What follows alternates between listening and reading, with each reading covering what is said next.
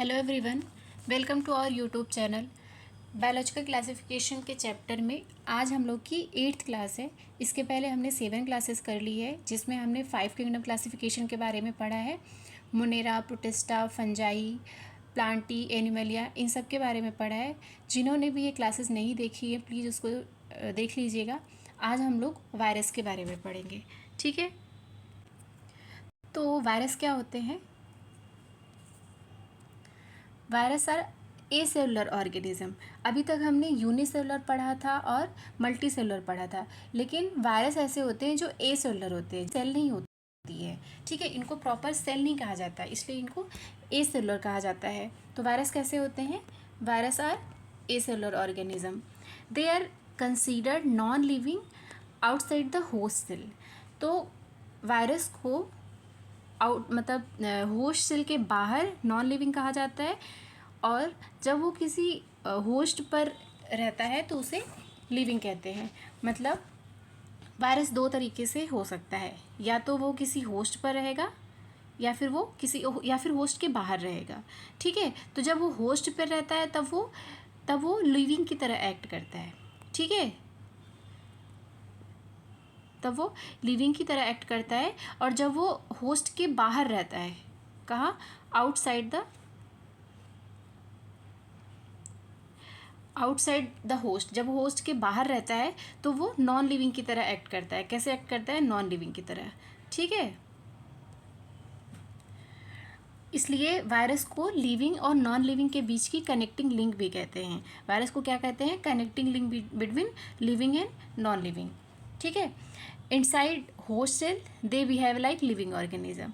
जब ये बाहर रहते हैं तो ये नॉन लिविंग की तरह एक्ट करते हैं, और जब ये होस्ट सेल के अंदर रहते हैं तो ये लिविंग ऑर्गेनिज्म की तरह एक्ट करते हैं, ठीक है। Virus are obligate parasite. तो वायरस क्या है? ऑब्लिगेट पैरासाइट, मतलब कि ये किसी ऑर्गेनिज्म पर ही ये सर्वाइव कर सकते हैं, अदरवाइज ये सर्वाइव नहीं कर पाएंगे, ठीक है। मतलब कि ये जिस ऑर्गेनिज्म पे है, अगर वो ऑर्गेनिज्म की डेथ हो जाएगी तो इनकी भी डेथ हो जाएगी, ठीक है। तो इनको क्या बोलते हैं? Obligate parasite. They contain genetic material either DNA या आरएनए। मतलब जो वायरस होते हैं उनके पास जेनेटिक मटेरियल होता है।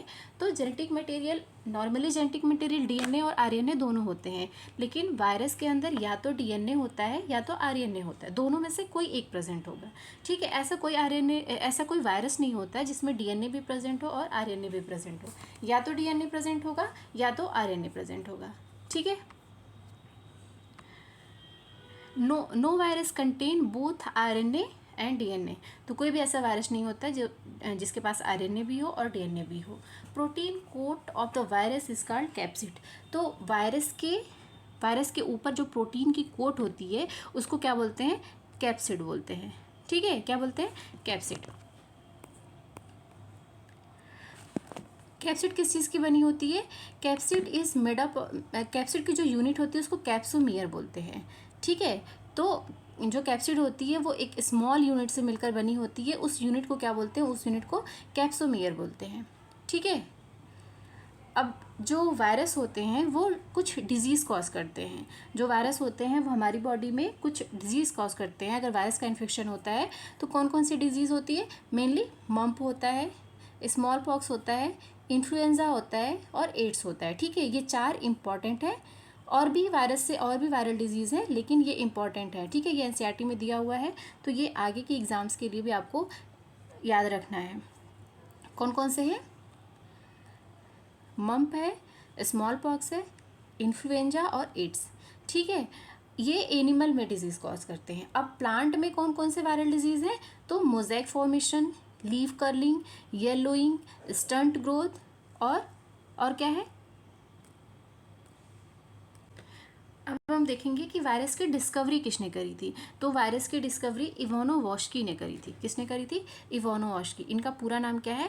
Dmitri Ivanovsky. इन्होंने वायरस की डिस्कवरी करी थी और उसका नाम क्या था? टोबैको मोज़ेक वायरस, ठीक है। इन्होंने जिस वायरस की डिस्कवरी की थी वो कौन था? Tobacco mosaic virus. और क्रिस्टलाइजेशन किसने किया था। ये दोनों अलग अलग क्वेश्चन है कि वायरस की डिस्कवरी किसने करी थी और वायरस का क्रिस्टलाइजेशन किसने किया था। तो डिस्कवरी इवानोवस्की ने करी थी और क्रिस्टलाइजेशन WM स्टैनले ने किया था। ठीक है, कब किया था, 1935 में किया था। तो दोनों अलग अलग क्वेश्चन है। डिस्कवरी अगर पूछे तो इवानोवस्की और अगर क्रिस्टलाइजेशन पूछे तो स्टैनले। ठीक है,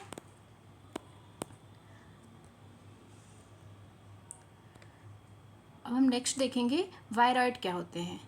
तो वायरॉइड क्या होते हैं, viroid are discovered by T.O. Diener. ठीक है, वायरॉइड्स भी वायरस की तरह ही होते हैं लेकिन थोड़े से अलग होते हैं। ठीक है, तो वायरॉइड की डिस्कवरी किसने करी थी, तो T.O. डाइनर ने करी थी। किसने करी थी, T.O. डाइनर ने। कब करी थी, 1971 में। Virus are smaller than viroids are smaller than virus.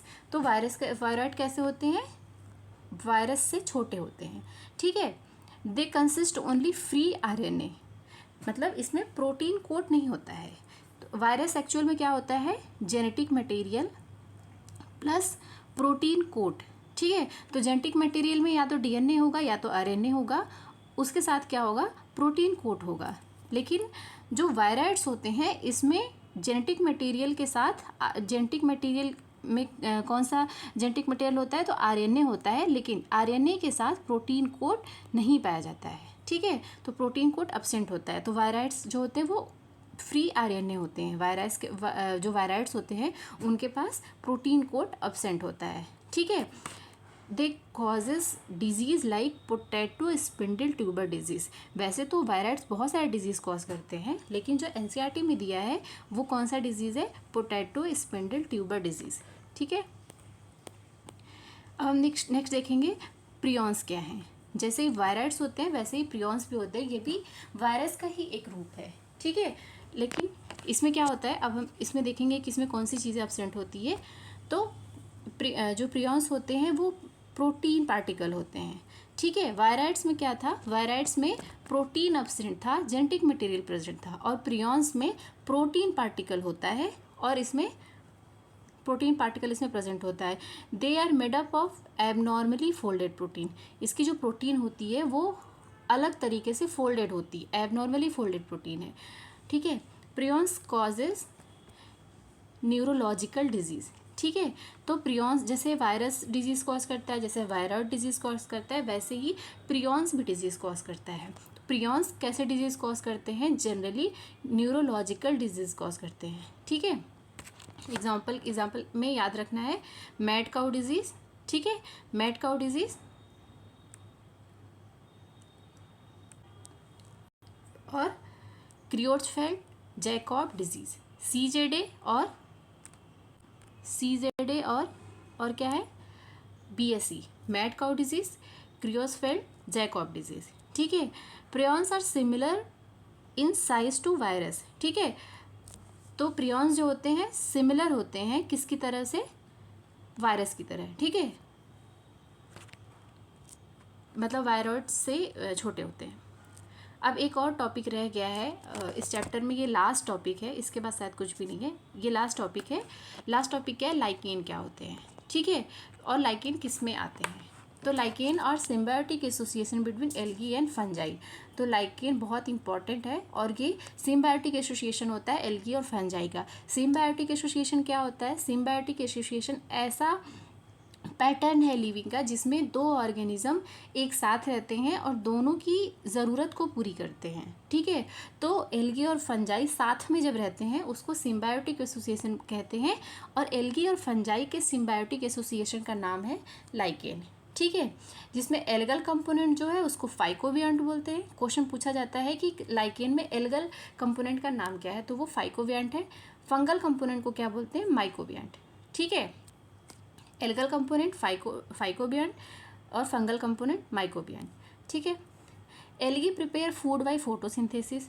तो ये साथ में रहते हैं तो इन दोनों का आपस में काम बटा होता है। ठीक है, तो जो एल्गी होते हैं उसका काम क्या होता है, वो फोटोसिंथेसिस करता है और फूड बनाता है। आप लोगों ने पिछले क्लासेस में पढ़ा है कि एल्गी के पास फोटोसिंथेसिस करने के लिए क्लोरोफिल प्रेजेंट होता है, लेकिन फंजाई के पास क्लोरोफिल नहीं होता है, तो वो फोटोसिंथेसिस नहीं कर पाते हैं। ठीक है। तो ये साथ में रहते हैं, एल्गी और फंजाई जब साथ में रहते हैं तो एल्गी का काम क्या होता है, वो फोटोसिंथेसिस करता है और दोनों के लिए फूड बनाता है, ठीक है। लेकिन फंजाई क्या करता है, तो फंजाई वाटर प्रोवाइड करता है, मिनरल प्रोवाइड करता है और शेल्टर प्रोवाइड करता है, ठीक है। तो फंजाई वाटर, मिनरल और शेल्टर प्रोवाइड करता है दोनों के लिए, एल्गी के लिए भी और फंजाई के लिए भी, ठीक है। लाइकेन एक बहुत ही इंपॉर्टेंट इंडिकेटर होता है एयर पोल्यूशन का, ठीक है। लाइकेन जो है वो एयर पोल्यूशन का इंडिकेटर होता है, जनरली SO2 का इंडिकेटर होता है। They do not grow in polluted area.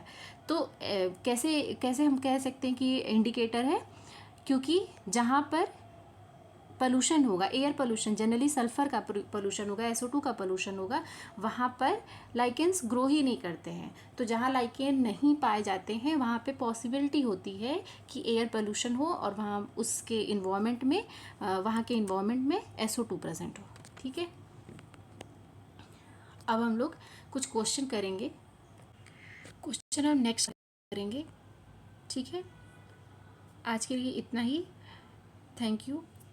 आप लोगों ने जो भी चैनल पे नए हैं प्लीज़ चैनल को सब्सक्राइब करिए और आगे की क्लासेस भी जल्दी आएंगी।